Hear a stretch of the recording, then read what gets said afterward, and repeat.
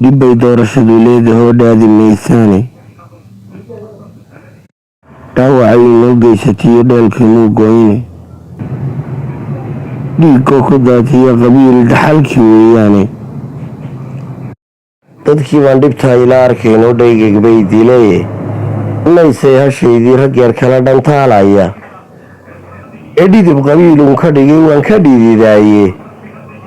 dhitadii xumayd iyo wixii shalay lasoo dhaafay isku qorigii la dhigay iyo dhismihii dowladda horseeday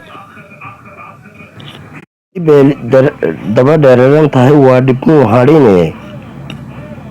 wadhadiya eerya wadnaha dhiigga habayaaye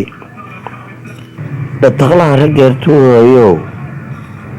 dhiidhiyaan idhiye doohanaha siyaasiga ka taga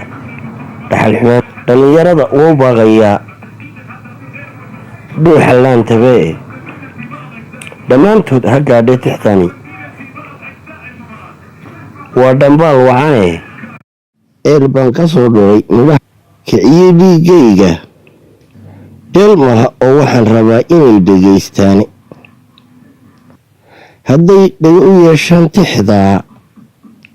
dhicisma qoonmeene dhagaa fura dadkayga oo haddaan dhiisha cunayaaye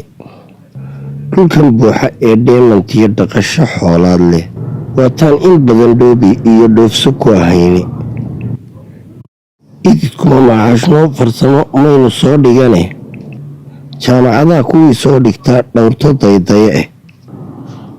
dhaqashana ka soofno ma jiro geel la dhiciyaaye dhibdig iyo labadweynagaa dhooban suuqyada haddii ay colaad yari dhacdo fulaygu soo dhoobay dhulka lala sin daaraha dhisane wada dhalaalaya dabadeedna dhaawaca la guray dhiilowa weliye dhimashadu 9 ruux markay sare u dhaafaysay hebelkii dhibaatada bariday dhoof salaad hore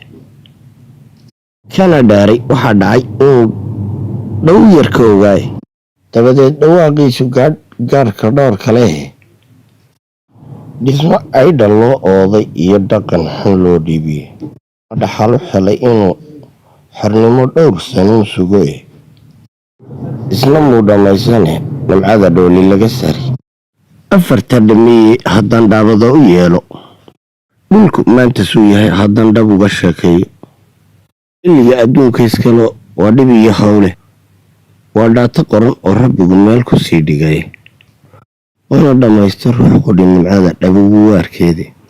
dharaar iyo habeen bay isku xigaan aan dhammaad noqone dhiilka loo xulanayaa dhaciyo hoob wey waxa dhiilka loo culanayaa dhaciyo boob wey